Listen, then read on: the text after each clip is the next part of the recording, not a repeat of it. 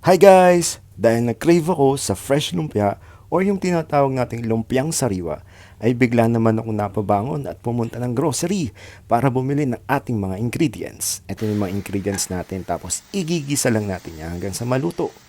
Pero wag nating i-overcook para malutong-lutong pa pang nginunguya-nguya natin. At syempre gumawa na rin tayo ng sarili nating lumpia wrapper.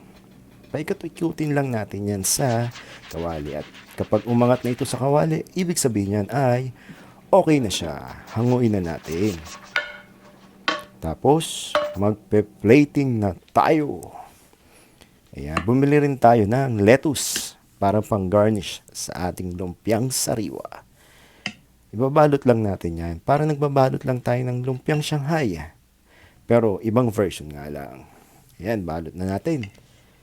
O ayan na guys, ang ating finished product na ibalot na natin. Siyempre, hindi kumpleto yan kung wala ang ating lumpiang sariwa sauce. Sarap niyan guys. Manamis-namis ang ating lumpiang sariwa sauce. Siyempre, bubudburan natin yan ng mani. At tikiman time na pagkatapos. Eto na, tikman na natin ang ating ginawang lumpiang sariwa. Husgahan natin. Ayan na guys. Yummy, yummy, yummy.